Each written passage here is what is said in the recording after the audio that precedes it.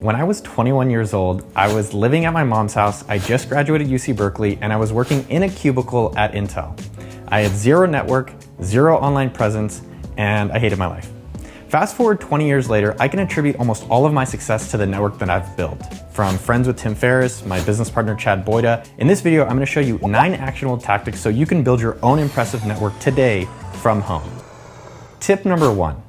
Ask your most impressive friends for one referral. And yes, this is the most basic, but most underutilized strategy for building out your network. Let me give you 2 examples to show you how to use it. So when I arrived here in LA, in Malibu for the summer, I don't really know a lot of people out here. So I thought of my most impressive and interesting friends and I texted them this exact message. I'm in LA for the month. Who is the one person you love to hang out with when you come to LA?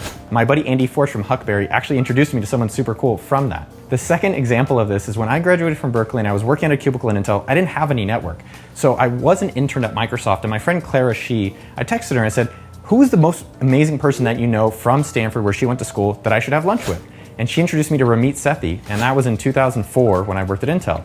Fast forward 20 years later, he's a very successful writer, blogger, and a great friend of mine. So the immediate action items for you to do right now is that write down the 3 most interesting friends that you have. Yes, get out your phone or piece of paper and write those down. Message them right now and be more specific. If you do general stuff, you're gonna get general results. So what you should be asking them is, in the city, male or female, if they're in this type of category, whatever it is, the more specific you ask the person, it makes it really easy for them to answer. 2 critical things before we go on to tip number 2. Adding people on LinkedIn is not networking. For the most part, it's spamming. Anyone, including me, can give you my phone number or email address. It's noah@sumo.com. But the value and real relationship is when you get that person to be excited to respond to you. So think about that as you're building relationships. Make sure to stick to the end so you can hear how I connected with Max Levchin of PayPal and Aaron Levy of Box.com. Tip number 2, reach out to the up-and-comers first. So these are the people that are not getting hounded, they have not gotten harassed, but they are doing impressive things and they are on the track to being super successful. That's how I met Ramit and Tim. Let me give you some examples recently. There's a guy named Ali Abdal, he's one of my favorite YouTube channels, and he's getting really large on YouTube, and I've been able to connect with him really early on before he becomes a mega superstar and stops responding to me. So another person, as an example, is Harry Dry from Marketing Examples.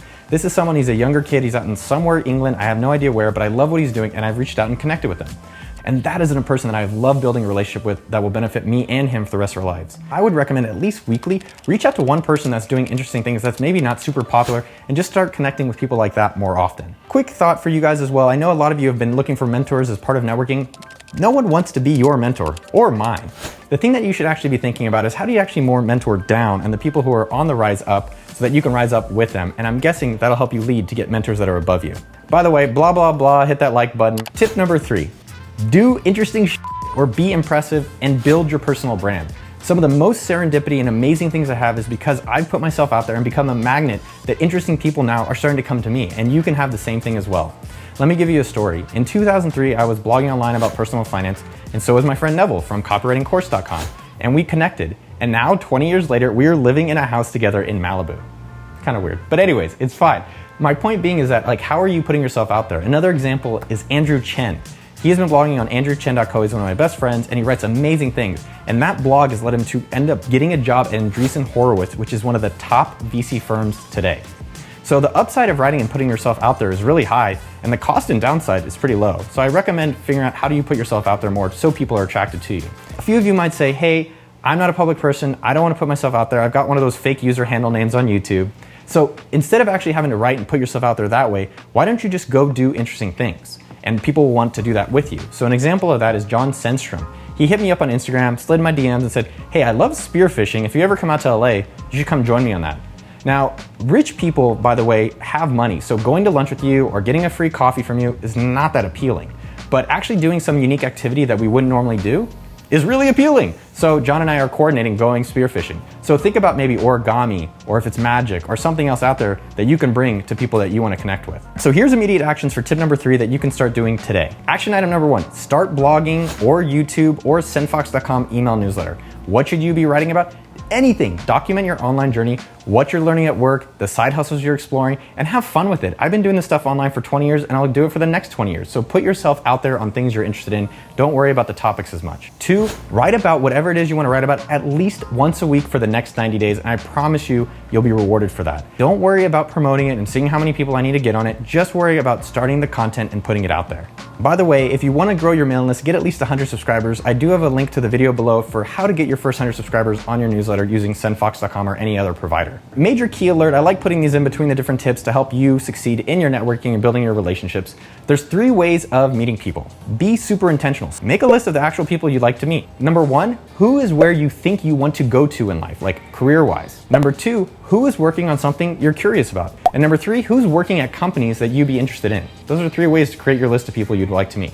Number 2, put yourself out there and I promise you interesting people will come to you. And number 3, randomly meet people at the grocery store. I guess it happens. So if you're liking this video so far, make sure to subscribe and hit that notification bell. Ding! I put out 3 videos every single week to help you on your business journey. But I also do weekly office hours and regular giveaways, so make sure to have that notification bell on so you don't miss any of those in the future. Tip number 4, take notes and share them publicly. I feel like you're a junior high school teacher. So Blake Masters, I don't know if you guys know him, but he took notes at a Stanford class, put them online, and it ended up becoming the book 0 to 1 by Peter Thiel. And that is all because he took notes from someone famous or someone doing their thing and publishing it online.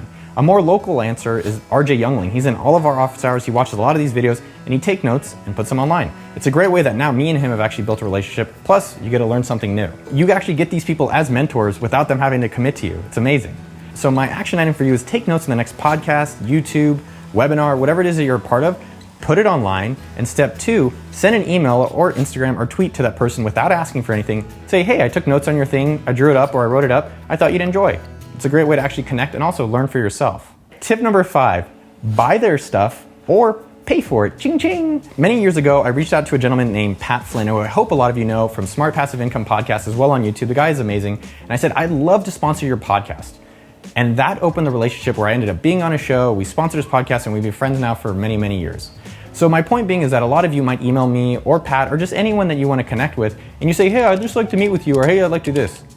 That's one thing, but if you also say, hey, I'd like to give you a lot of money, or I'd like to buy a lot of your items, that's a really easy way and a better way that most people would want to respond to you. A lot of you are saying, well, no, I don't have money. If you don't have any money, let me show you how to do it. I would reach out to any author as an example and say, hey, I'd like to buy 200 of your books if you can come do a Zoom webinar. Most authors or anyone out there selling something would say yes to that. I know I would. And then you go and get them to commit. So now you have the author. But you're like, well, Noah, how do I get the 200 people? That's called entrepreneurship. That's why you're here watching this video. That's why you go and hustle your ass off to sell 200 copies of their book or whatever it is that you promised them you've done. And now you've been able to connect with some of the people that you want. So tip number 6, add value to successful people without asking for anything. I promise you, famous people get hit up all the time. I'm micro famous and I get a hit up all the time. So let me tell you a story about Bo Jackson. I hope all you guys know it. And I did do a video with Bo Jackson, and let me tell you the backstory behind it. I wanted to get Bo on my podcast. So I contacted him and said, hey Bo, I'd love for you to come on my podcast. I know you have a charity bike ride called Bo Bikes Bama, and I want to have and help you promote it. I didn't get any response. Probably sounds like how you guys have happened when you've reached out to someone you wanted to talk to. So then I thought, well, how do I make it irresistible for Bo to want to come talk with me? And what I realized is that if he has his charity bike ride event, what if I could fundraise for it, donate a ton of money to help him out, and maybe he'd actually want to help me out. So I went on okdorf.com, I reached out to all of my audience, and we ended up raising a crazy amount, $30,000 to donate to his charity, which was more than anyone else has done combined for the past few years, which I found out. Bo asked if we wanted to come do the show.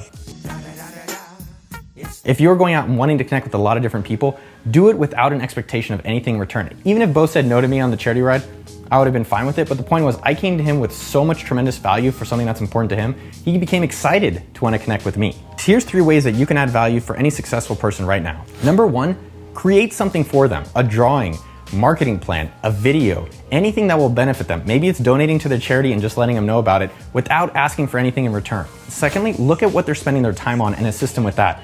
Me, I'm trying to grow my YouTube channel. If you can help me with that, I'll probably end up responding to you. Think about that for whatever person in whatever type of category or industry you're trying to work with. 3, compliment them and don't do anything else. I've been really wanting to meet Furious Pete, who is one of my favorite YouTubers online. He eats a lot of food.